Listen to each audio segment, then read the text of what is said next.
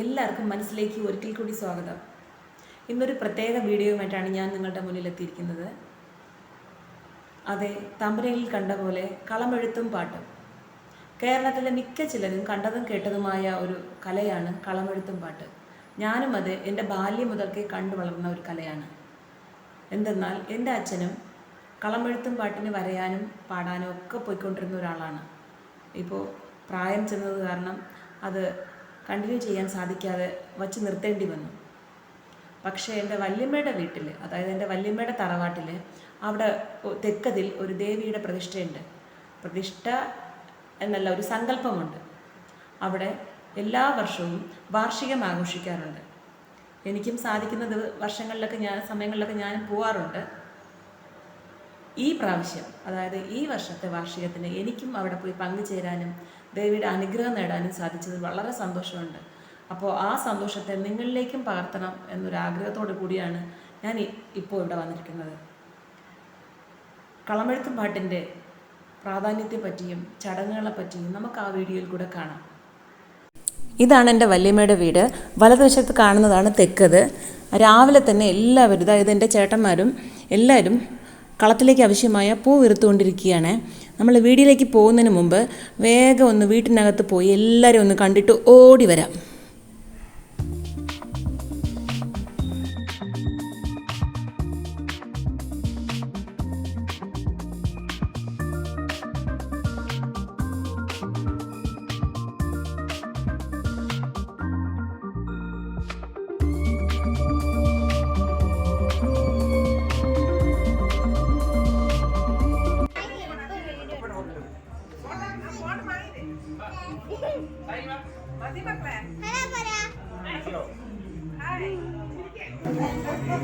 Hi പറ ചേച്ചി.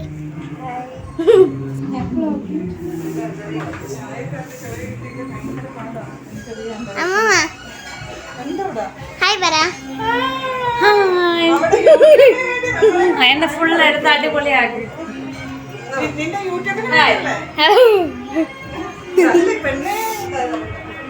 ഇതാണ് റൂം. ഇവിടെ ഒരു കുഞ്ഞുണ്ട്. ഇതെന്താ വീഡിയോ? ഹായ് പറ. ഞാനും വരുമോ? ഹായ് പറ. ഹായ് പറ. ഹായ് വിഷ്ണു ചേച്ചി. വിഷ്ണു ചേച്ചി ഹായ് ചേച്ചി.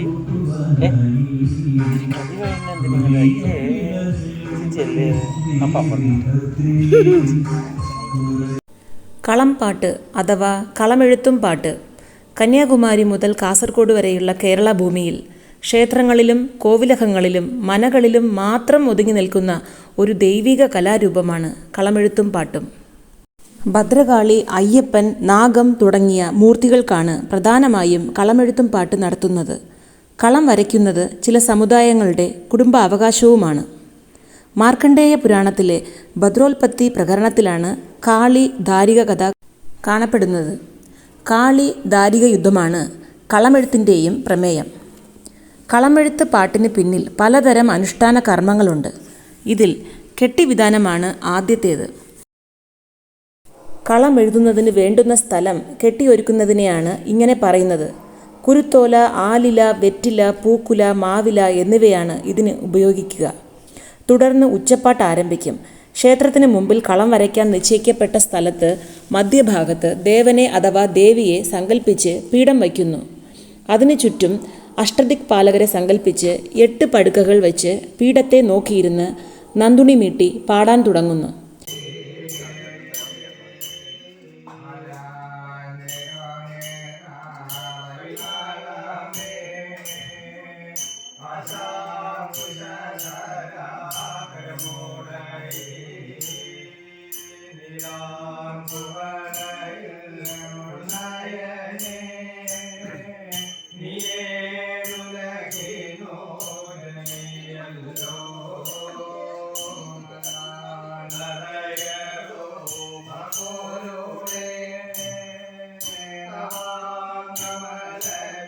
ഉച്ചപ്പാട്ടിന് ശേഷമാണ് കളമെഴുത്ത്.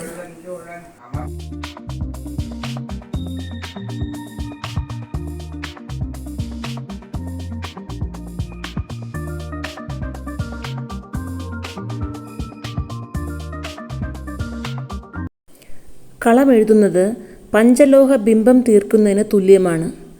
5 വർണ്ണങ്ങൾ ഉപയോഗിച്ചാണ് കളമെഴുതുക.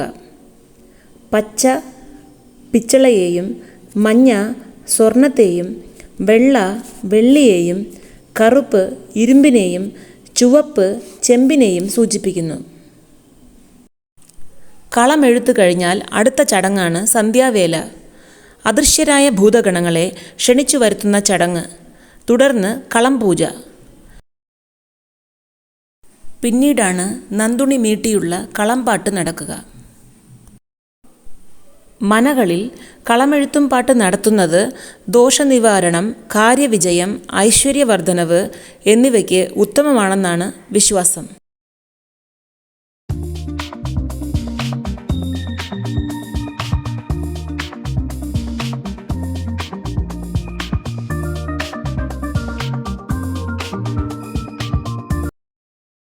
മാത്രമല്ല, മനകളിൽ ക്ഷണിച്ചു വരുന്ന എല്ലാ ബന്ധുമിത്രങ്ങൾക്കും 3 നേരവും നല്ല ഭക്ഷണം, അതായത് വിഭവസമൃദ്ധമായ സദ്യ നൽകുകയും അവരെ തൃപ്തിപ്പെടുത്തുകയും ചെയ്യുന്നതിലൂടെ ഊട്ടും പാട്ടും എന്നൊരു പേരുകൂടി ചൊല്ലാം ഈ കളമെഴുത്തും പാട്ടിന്.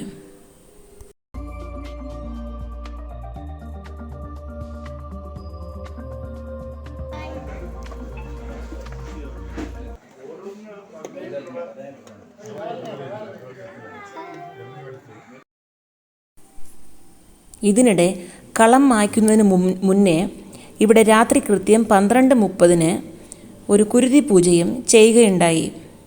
ഇവിടെ ഇത് പതിവില്ല. കുടുംബത്തിലെ ദുർമരണങ്ങൾ ഒഴിവാക്കാനാണ് ഇത്തരം പൂജകൾ ചെയ്യുന്നത്.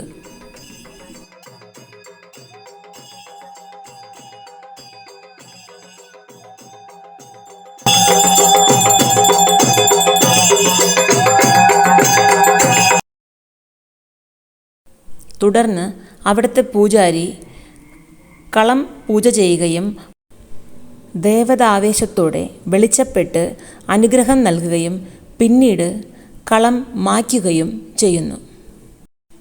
ഇങ്ങനെയാണ് കളമെഴുത്തും പാട്ടിൻ്റെ അനുഷ്ഠാനങ്ങൾ. ഈ ദൈവിക കലയെപ്പറ്റിയുള്ള എൻ്റെ ചെറിയ അറിവുകളും അന്നത്തെ ദിവസം ഞാൻ അനുഭവിച്ച ആ സംതൃപ്തിയും മാത്രമാണ് ഞാൻ നിങ്ങൾക്ക് പങ്കുവച്ചിട്ടുള്ളത്. പോരായ്മകളുണ്ടെങ്കിൽ ക്ഷമിക്കുക. പൂജകൾ കഴിഞ്ഞപ്പോൾ വെളുപ്പിന് ഏതാണ്ട് 4:30 മണിയായി. എല്ലാവരും ഉറക്കമൊഴിഞ്ഞിരുന്ന് ദേവിയെ പ്രാർത്ഥിച്ച ആ രാത്രിയായിരുന്നു. അങ്ങനെ നല്ലൊരു പൂജ കണ്ടു തൊഴുത സംതൃപ്തിയോടെ അമ്മയുടെ പ്രസാദവും വാങ്ങി ഞാനും മടങ്ങി.